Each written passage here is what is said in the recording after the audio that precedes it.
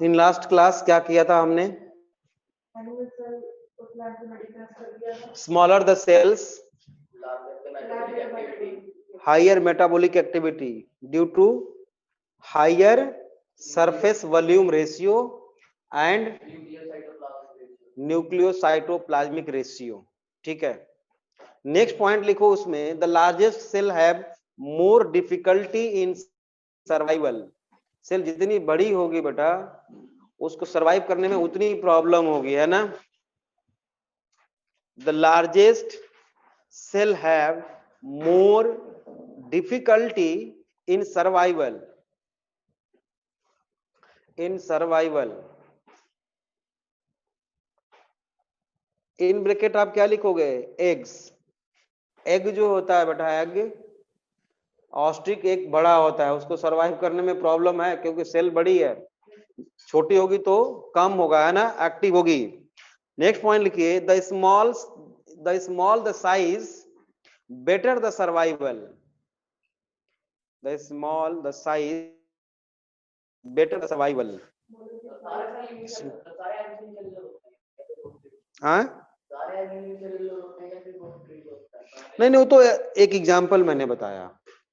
Next point लिखो, next point बोलो कम, नहीं तो वॉइस वॉइस अटक के आ रही है। अच्छा, the effectiveness, the effectiveness in bracket survival, the effectiveness in bracket survival, ये ना, हाँ, the effectiveness in bracket survival bracket close of the cell is inversely proportional to the size of the cell। बिल्कुल सही बात है। yes sir, inversely proportional to the size of the cell। ठीक है, next heading दो, ये समझ में आ गया? नेक्स्ट हेडिंग दो बेटा, सेल ओपन सिस्टम होता है या क्लोज सिस्टम? मैंने बताया था आपसे, एन ओपन सिस्टम, क्योंकि बाहर से मटेरियल लेता है ये, है ना। हाँ हाँ, लिखिए, open system is the system in which open system is the system in which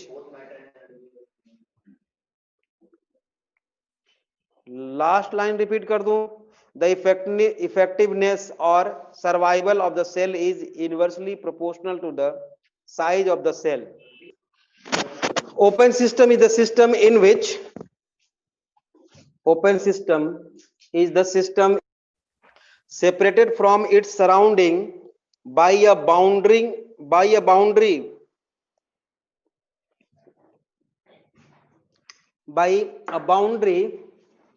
that allow transfer of materials, that allow transfer of materials and energy across it,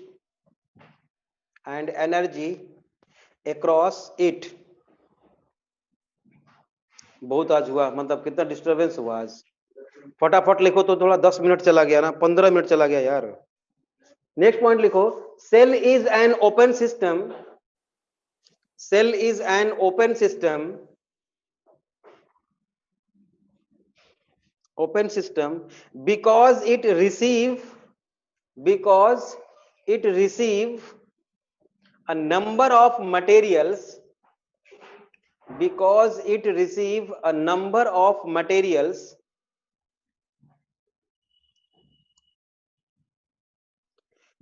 including energy containing nutrients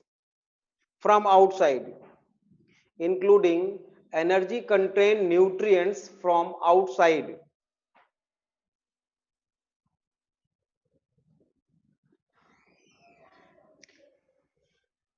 full stop. It produces energy as heat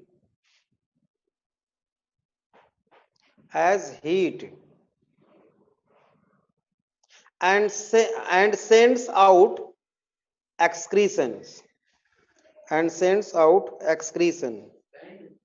SENDS. समझ में आ गया? दिख रहा है साफ साफ? बिल्कुल clear. अब तो ब्लर नहीं होगा? काला दिख रहा है। हाँ, इधर से ब्लैक दिख रहा है, कुछ मुझे समझ में आ रहा है। सही है।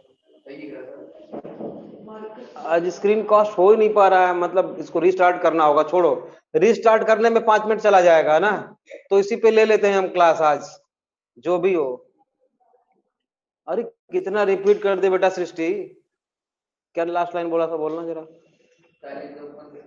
It produces energy as heat and sends out excretion. ठीक है, यहां तक हो गया। अब चलो स्टडी करते हैं सेल की। तो पहले हम प्लांट सेल लिखते हैं यहां पे ना, प्लांट सेल।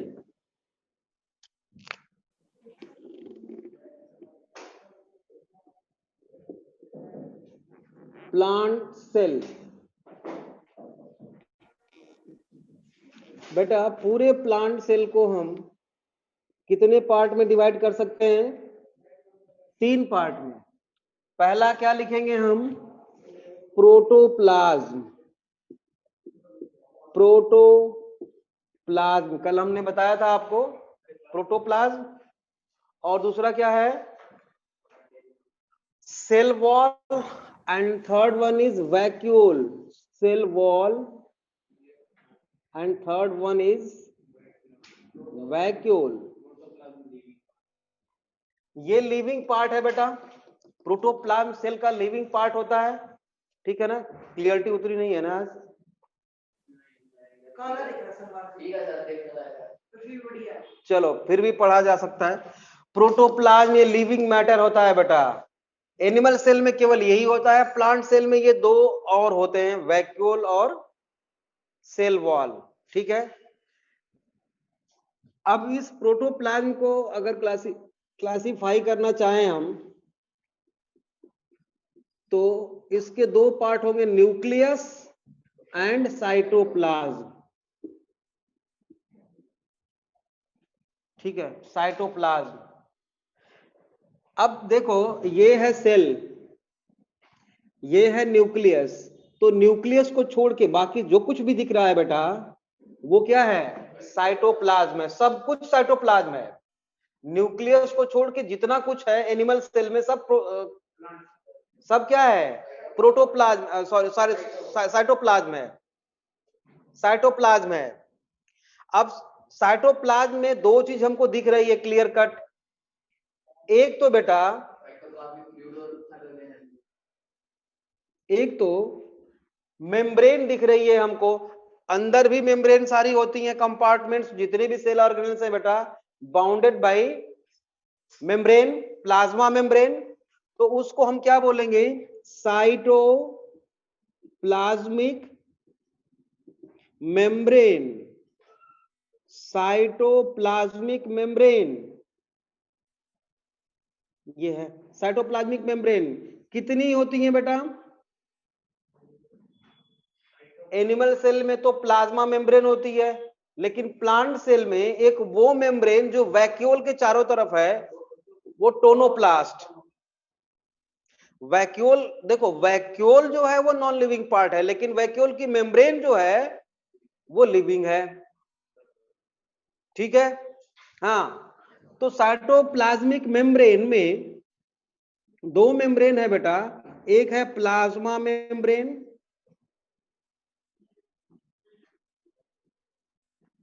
और दूसरा टोनोप्लास्ट, जो वैक्यूल के अराउंड होता है, टोनोप्लास्ट। ठीक है। दूसरा पोर्शन साइटोप्लाज्म का बेटा वो है जो दोनों के बीच में है। देखना, मिडिल पोर्शन बिटवीन 2 लेयर्स या मेम्ब्रेन्स। अब देखो मेम्ब्रेन के बीच में क्या है? कुछ देखो इंडोप्लाज्मिक रेटिकुलम भी है, गोल्जी बॉडी भी है, और क्या है, वो लिक्विड फ्लूइड भी है जिसको आप अभी तक साइटोप्लाज्म बोलते रहे हो। समझ रहे हो? एक बात ध्यान से सुनना हमारी, ये देखो ये सेल है, समझो जरा, ये सेल है, ये न्यूक्लियस है, चलो यहां पे बेटा इंडोप्लाज्मिक रेटिकुलम है, यहां पे गोल्जी बॉडी है, ये गोल्जी बॉडी है, लाइसोसोम्स हैं, माइटोकॉन्ड्रिया है, इन सब का एक मान लो प्लेस है ना। अगर इसमें से लिक्विड को हम निकाल लें, बाहर कर लें, तो सब क्या हो जाएगा, ग्रेविटेशनल फोर्स के कारण नीचे आ जाएगा। तो सभी सेल ऑर्गेनेल्स को पोजीशन देने वाला कौन है, लिक्विड मटेरियल, जिसको हम साइटोप्लाज्मिक मैट्रिक्स बोलेंगे, या साइटोसोल बोलेंगे, या ग्राउंड प्लाज्म बोलेंगे। ग्राउंड प्लाज्म, क्योंकि वही ग्राउंड प्रोवाइड कर रहा है बेटा, है ना, ग्राउंड प्लाज्म, या हाई येलो प्लाज्म बोलेंगे, सारी बात एक ही है। और जो सेल ऑर्गेनेल्स हैं वो मेटाबॉलिकली एक्टिव सेल ऑर्गेनेल्स के नाम से जाने जाते हैं। ठीक है, तो यही चीज दो मेम्ब्रेन के बीच में है। दो मेम्ब्रेन के बीच में क्या है, या तो सेल ऑर्गेनेल्स हैं, दो मेम्ब्रेन कौन सा, वही टोनो, अगर प्लांट सेल है तो टोनोप्लास्ट और प्लाज्मा मेम्ब्रेन, ये बाहर वाली ये वाली मेम्ब्रेन जो है, इसके बीच में यही सब सारा तो है। ठीक है ना, समझ में आ रहा है? अच्छा, तो इसको हम मिटा दें तो समझाने के लिए था। अब लिखो मिडिल पोर्शन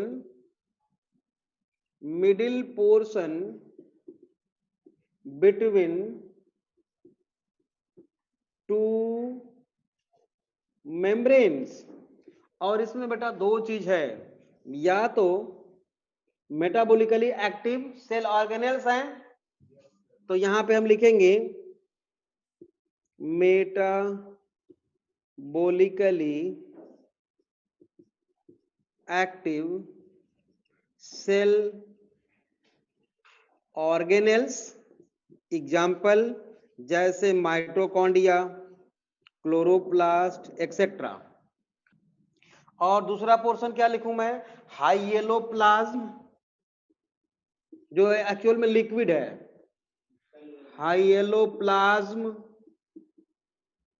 HYALO प्लाज्म, और साइटोप्लाज्मिक मैट्रिक्स, साइटोप्लाज्मिक मैट्रिक्स, और इसी को मैंने क्या बताया, साइटोसोल, CYTOSOL साइटोसोल, और ग्राउंड प्लाज्म, ग्राउंड प्लाज्म। अब बेटा इसी ग्राउंड प्लाज्म में, साइटोप्लाज्मिक मैट्रिक्स में, हम ऐसा बोलते हैं कि मेटाबॉलिकली इनएक्टिव मटेरियल्स डिसॉल्व होते हैं। तो यहां पे इसमें आप लिख सकते हो मेटाबॉलिकली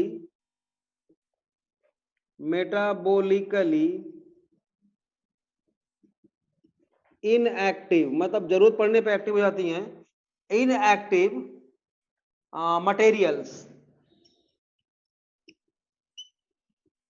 मटेरियल्स इसमें डिसॉल्व है। और वो तीन तरह के मटेरियल्स इसमें डिसॉल्व हुए मेनली, कौन सा बेटा, एक तो रिजर्व प्रोडक्ट, रिजर्व मटेरियल, और सेक्रेटरी और एक्सक्रीटरी, ना, सेक्रेटरी और एक्सक्रीटरी मटेरियल। रिजर्व मटेरियल में protein, carbohydrate, lipids and nitrogenous products reserve में। सेक्रेटरी में colouring protein, colouring enzymes and nectar. Secretory में लिख सकते हो colouring product, enzymes, nectar etcetera. और एक्सक्रीटरी प्रोडक्ट्स में क्या लिख सकते हो आप, सब जानते हो, secondary metabolite, latex, plant cell पढ़ रहे हैं ना, latex, resins, rubber, gums, minerals etcetera. Alkaloids, tannin, salt नहीं, सॉल्ट कहाँ, अब एनिमल थोड़ी पढ़ रहे हैं हम, प्लांट सेल स्पेशली उस पर फोकस कर रहे हैं, मैंने ऊपर लिखा हुआ है ना प्लांट सेल। Plant cell. अब है बेटा हेडिंग दो, cell wall. Cell wall, cell wall, पहले स्ट्रक्चर देख लेते हैं बेटा, सेल वॉल कैसी होती है। ठीक है, ये देखो प्लांट सेल में, ये मैंने प्लांट सेल बनाया है एक हेक्सागोनल ऐसे, ये एक सेल है, ठीक, इसके बगल में ये दूसरी सेल है,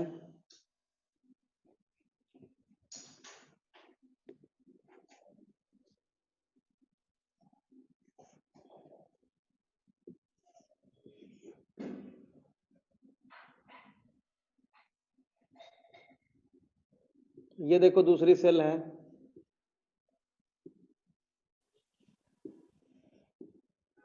ये देख रहे हो, और दोनों सेल आपस में विदाउट इंटरसेलुलर स्पेस जुड़े हुए हैं। ठीक है, इनके बीच में बेटा सबसे बीच में जो लेयर होती है ऐसे बिल्कुल बीच में,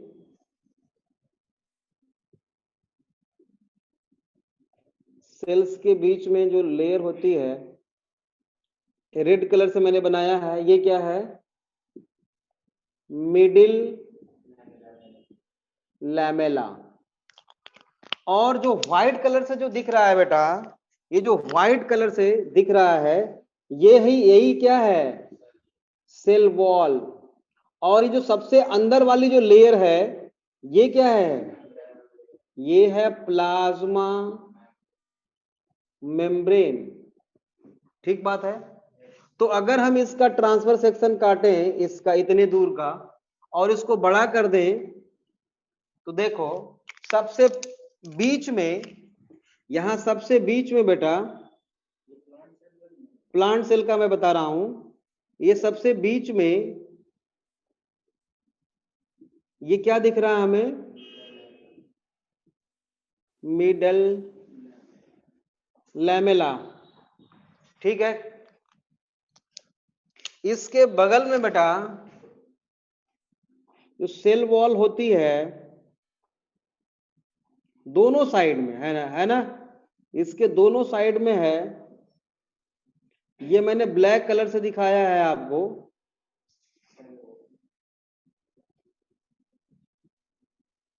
ये दोनों क्या हैं, primary cell wall, primary cell wall है, दिख रहा है, दिख रहा है ना, बीच में रेड कलर मैंने बनाया, उसके दोनों साइड में मैंने ब्लैक कलर से दिखाया, ये है बेटा प्राइमरी सेल वॉल ब्लैक वाला।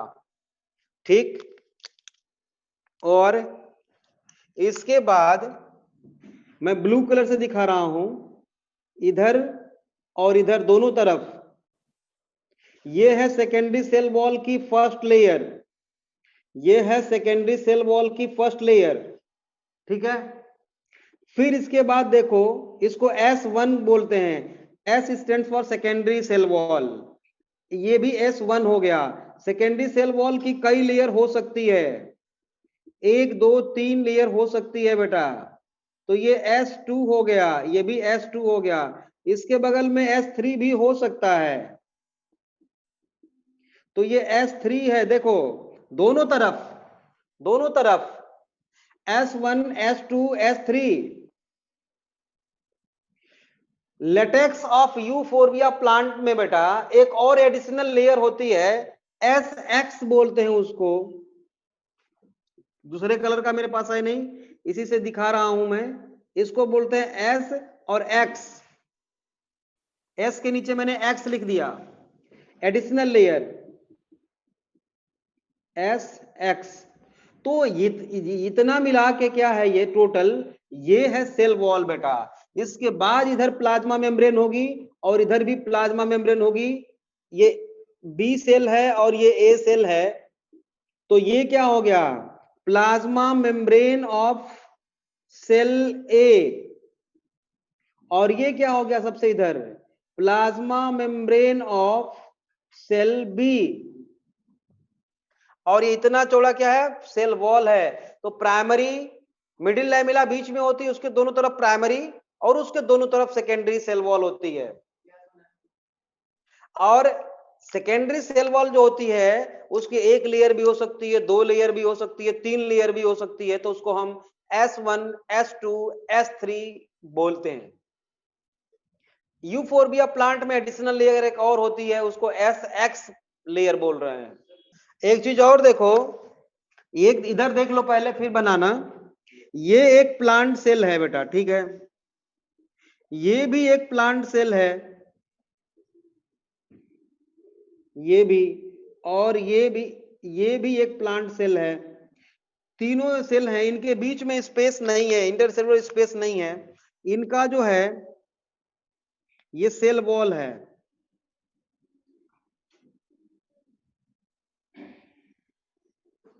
ये इतना सेल वॉल देख रहे हो आप, ये सारा कुछ सेल वॉल है। देख लो पहले, ये सारा क्या है, सेल वॉल है। अब देखो वाटर मॉलिक्यूल यहां पे है, यहां पे क्या है बेटा, मैंने क्या बनाया है, ये वाटर मॉलिक्यूल है, ठीक है। इस वाटर मॉलिक्यूल को यहां से यहां जाना है, 2 रास्ते हैं। एक तो ये सेल वॉल, सेल वॉल ने एब्जॉर्ब किया और सेल वॉल को पकड़ते हुए चला गया, ये इधर देख लो, सेल वॉल के थ्रू जाएगा। इसको बोलते हैं एपोप्लास्टिक पाथवे, एपोप्लास्ट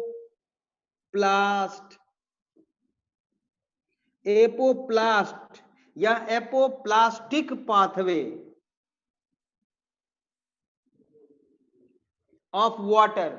मतलब कि सेल के अंदर वाटर नहीं गया, सेल के अंदर नहीं गया, सेल वॉल को पकड़ते हुए चला गया, तो इसको एपोप्लास्टिक पाथवे बोलेंगे। यही वाटर साइटोप्लाज्म में गया क्रॉस करके, फिर यहां पे गया प्लाज्मोडेस्मेटल कनेक्शन के थ्रू, फिर यहां से यहां गया, यहां से यहां गया, साइटोप्लाज्म के थ्रू होके जा रहा है, तो इसको बोलेंगे सिम प्लास्टिक पाथवे। सिम्प्लास्ट और एपोप्लास्ट समझ में आ गया। तो एपोप्लास्टिक पाथवे बनाता है सेल वॉल, समझ में आया। एक चीज और मैं बता दूं, अच्छा ठीक है, एक चीज और मैं बता दूं, ये जो प्राइमरी सेल वॉल होती है ना, हमने लिविंग वर्ल्ड में पढ़ा था, accretion due to deposition of material on the surface of the non living things, उसको एक्रीशन बोलते हैं, वो ग्रोथ कहलाता है। तो बेटा सेकेंडरी सेल वॉल में एक्रीशन होता है, मतलब इधर से निकल के आएगा तो ये बनेगा, इधर से निकल के आएगा तो ये बनेगा। लेकिन प्राइमरी सेल वॉल, पहले प्राइमरी सेल वॉल बनेगी, तो प्राइमरी सेल वॉल की जो फॉर्मेशन है वो सेल के सिक्रीशन का रिजल्ट होता है, अंदर से वो बनता है, अंदर के सिक्रीशन से। इसलिए formation of primary cell wall is called intussusception. अभी लिखना नहीं है, मैं बोलूंगा अभी, INTUSSESCEPTION, इंटरसेप्शन। और formation of secondary cell wall is called accretion. समझ गए? चलो लिखो अब जरा, बना लिया ना, हाँ अब लिख लो, लिखो सेल वॉल में लिखो, outer rigid protective, it is outer बाहर वाली, रिजिड कठोर, protective supportive, outer rigid protective supportive, semi transparent covering of the plant cell, covering of the plant cell,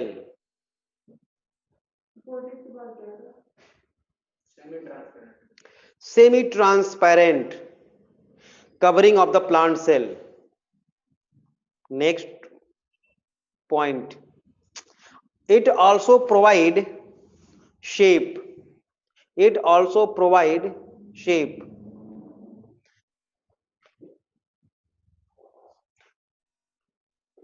Next point, acts as barrier against microbial attack को भी रोकता है ये, या कोई भी अनडिजायरेबल मैक्रोमोलिक्यूल अंदर ना आ जाए। हाँ, रोकता है, लिखिए, acts as barrier against undesirable macromolecules, undesirable macromolecules, undesirable macromolecules. Next point, thickness varies from 0.1 micrometer to 10 micrometer. Thickness variable है बेटा, ठीक। Next point, cell wall is non living extra cellular secretion, cell wall is non living extra cellular secretion, extracellular secretion.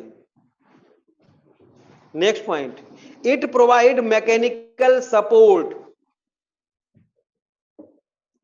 or protect from injury. It provide mechanical support and protects from injury, and protects from injury. It forms pathway of apoplastic movement. It forms pathway of apoplastic movement, apoplastic movement. Next point, cell wall में क्या क्या होता है बेटा? एक तो इसमें water होता है, कितना परसेंट बेटा? 60%, ज्यादा ही का मतलब 60% भाई। और क्या होगा सेल वॉल में? दुनिया जानती है कि इसमें क्या होता है, सेलुलोज क्या होता है बेटा, किसका पॉलीमर होता है? Polymer of beta D. हाँ, प्रभास बिलंदर क्या लिखा है ये होता है बेटा polymer of beta D fructose ना, नहीं, क्या? ग्लूकोज, बीटा डी ग्लूकोज का पॉलीमर होता है। और क्या इसमें होता है? Hemicellulose. अब मैं यहां नहीं बताऊंगा कि हेमी सेलुलोज क्या होता है, मैंने बायोमोलिक्यूल्स में लिखवा रखा है, हाँ देख लेना। इसके अलावा pectin, lignin, pectin, lignin, lutein, हाँ, और सुबेरिन एक्सेट्रा, ये सब सारे होते हैं। बंद करो। और मिनरल्स भी होता है, जैसे कि iron, calcium etcetera. Minerals like calcium, iron etcetera, ये सब सारे होते हैं। नेक्स्ट लिखो। हाँ, अब इसमें प्राइमरी सेकेंडरी सेल वॉल होती है ना, होती है। अब लिखो बेटा, अब लिखो, हेडिंग दो प्राइमरी सेल वॉल। अब लिखो primary cell wall. Primary cell wall में लिखिए थिन, थिकनेस लिखना चाहो तो लिख लो 1 to 3 micrometre, thickness 1 to 3 micrometre, ठीक है, 1 to 3 micrometre. Thin, thin elastic, thin elastic, elastic comma thin elastic comma responsible for help in growth. हाँ बिल्कुल, responsible for growth due to, responsible for growth due to deposition of materials, deposition of materials, deposition of materials from within, from within called, called interception। मैंने लिखा है यहां पे, लिख लो, called interception, INTUSSU, INTUSSUSCEPTION, interception। अच्छा, कुछ sales ऐसे होते हैं बेटा जिसमें केवल और केवल प्राइमरी सेल वॉल होती है ना। तो नेक्स्ट पॉइंट लिखेंगे, some cells have only primary cell wall, some cells have only primary cell wall, some cells have only primary cell wall, like leaf cells, leaf cells, fruit cells,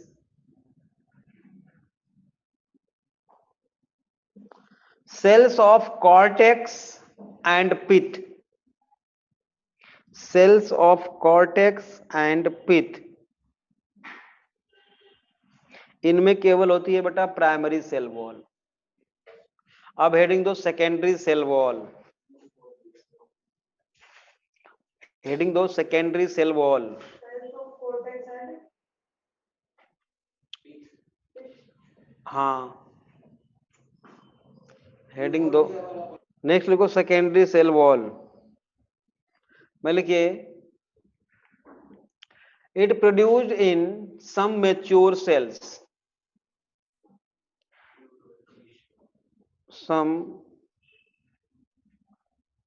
some mature cells, when the latter have stopped growth, when the latter have stopped growth, like tracheids, vessel elements,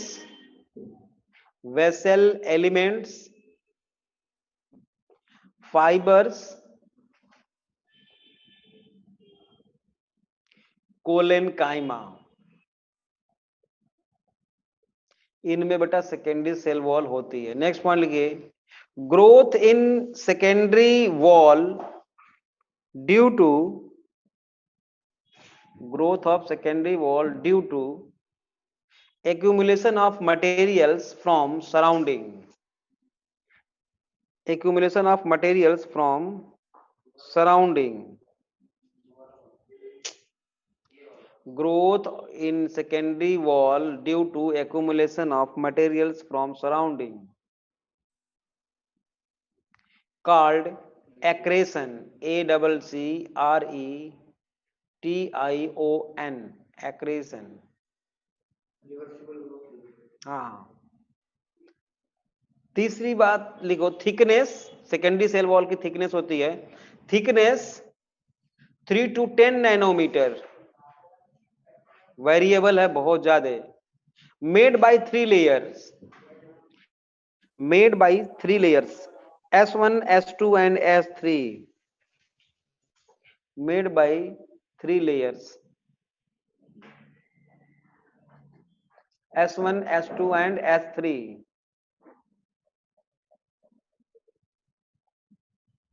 some comma के बाद some time more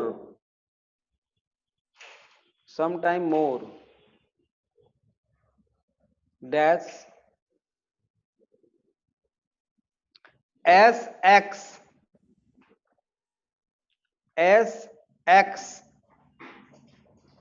in bracket latex tube of euphorbia, latex tube of euphorbia।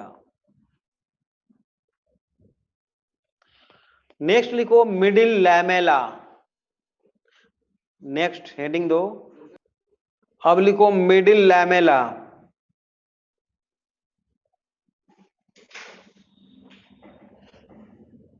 Middle lamella, it is connecting link between connecting layer between sorry it is connecting layer between two adjacent plant cells, it is connecting layer between two adjacent plant cells,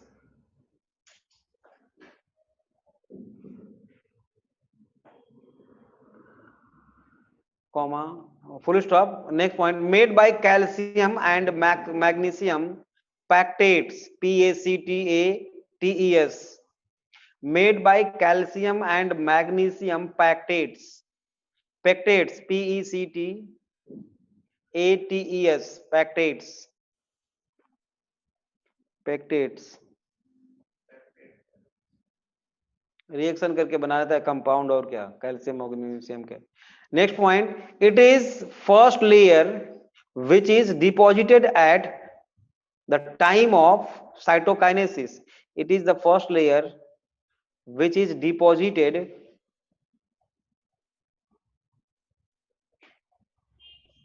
at the time of cytokinesis,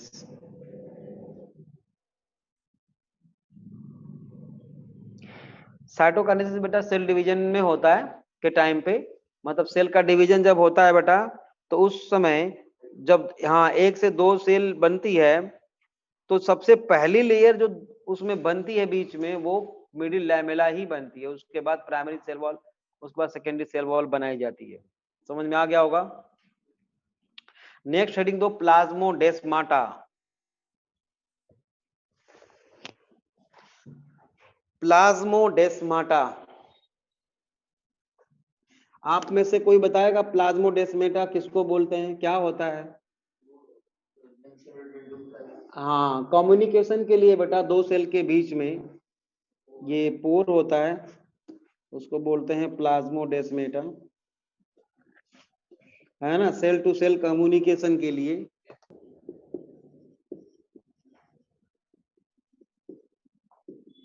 plasmodesmata, इसका singular number है बेटा, ये तो plural number है, singular number होगा plasmodesma, singular होगा plasmodesma. ये connecting link between two adjacent cell है, ये समझ रहे हो। 5 मिनट बता है, पहले तो लिख लो तो फिर कल बताएंगे, अगर टाइम मिला तो बताएंगे। लिखिए, they are cytoplasmic bridges between bridge, they are cytoplasmic bridges between adjacent plant cells, adjacent plant cells which develops in minute pore of their walls, of their walls. Next point, they form apoplast की symploplast, symploplast pathway, they form symploplast pathway, symploplast pathway। अब बता देता हूं मैं, पहले फटाफट देखो, इधर देखो, ये बेटा एक सेल है, ये एक सेल है, मान लो ऐसे, एक दूसरी सेल है, ये सेल ए है और ये सेल बी है, इनके बीच ये क्या है, सेल वॉल है, यहां पे न्यूक्लियस है, दोनों का ये क्या है, न्यूक्लियस है। न्यूक्लियस में से बेटा इंडोप्लाज्मिक रेटिकुलम ऐसे निकला होगा, ऐसे निकला होगा ना, इधर से भी और इधर से भी निकला होता है। तो दोनों का देखो इंडोप्लाज्मिक रेटिकुलम जुड़ गया आपस में, देख रहे हो, इसका इंडोप्लाज्मिक रेटिकुलम और इसका इंडोप्लाज्मिक रेटिकुलम जुड़ गया आपस में। और इंडोप्लाज्मिक रेटिकुलम का आउटर लेयर किसका बना होता है, प्लाज्मा मेम्ब्रेन का। भाई कोई भी सेल ऑर्गेनेल है उसके बाहर वाली लेयर का क्या नाम है, प्लाज्मा मेम्ब्रेन। तो ये प्लाज्मा मेम्ब्रेन इंडोप्लाज्मिक रेटिकुलम इस सेल का और इस सेल का आपस में जुड़ गया है, तो एक रास्ता बना दिया इसने। इसी को क्या बोलते हैं हम, इसी को बोलते हैं प्लाज्मोडेस्माटा। ठीक है, इसको और थोड़ा बड़ा करके देखें।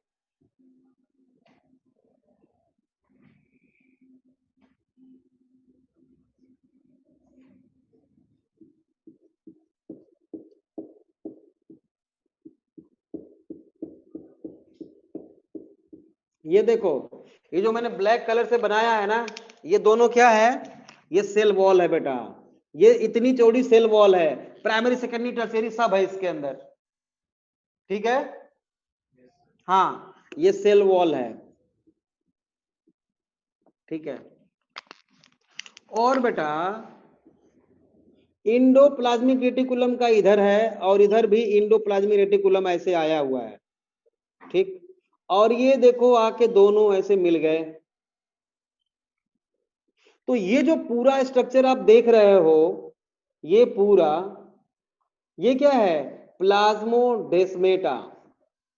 इधर से मटेरियल इधर चला आएगा, समझ में आया।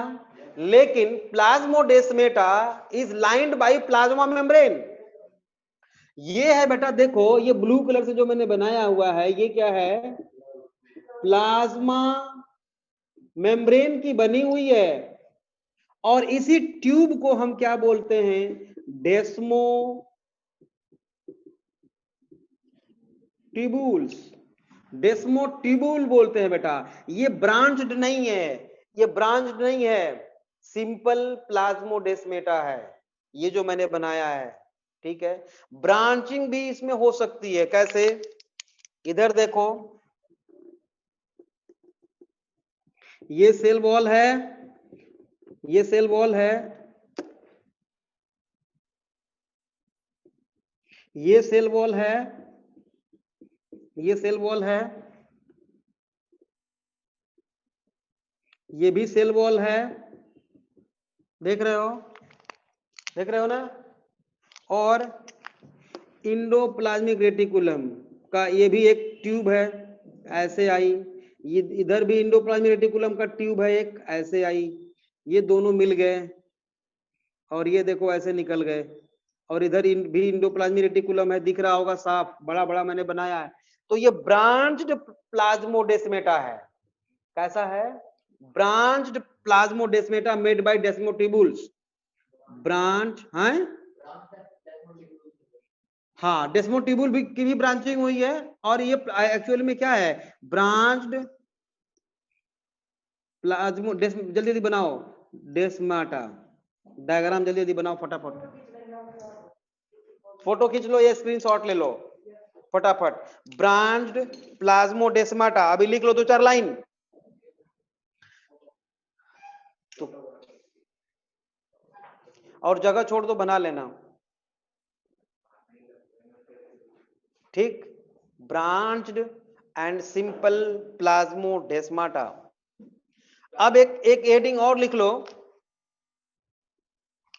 छोटा सा, एपोप्लाज्म क्या होता है, एपोप्लाज्म, एपोप्लाज्म,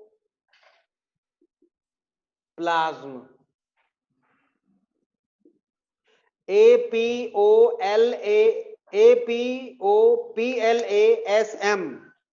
एपोप्लाज्म, एपोप्लास्ट नहीं, एपोप्लाज्म, नॉन लिविंग मैटर। लिखो, cell wall and intercellular spaces cell wall and intercellular spaces,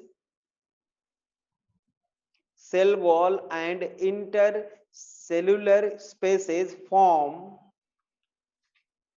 a non-living component of the plant body.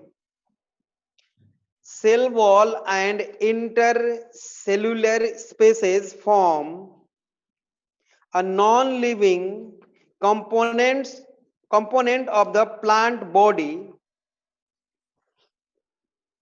called एपोप्लाज्म. called लिखो.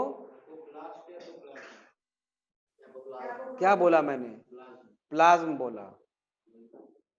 एपोप्लाज्म. ठीक है, लिख लिया. अब हेडिंग दो एक PITS, पिट्स. पिट्स लिखो. हेडिंग दो पिट्स. तो बेटा पिट्स और वो ये क्या कहते हैं plasmodesmata, both are pathway between two adjacent cells. Cytoplasmic pathway, sorry symplastic pathway दोनों होते हैं. तो प्लाज्मोडेस्मेटल कनेक्शन तो हमने पढ़ लिया. पिट्स के बारे में अब हम कल पढ़ेंगे डायग्राम के साथ.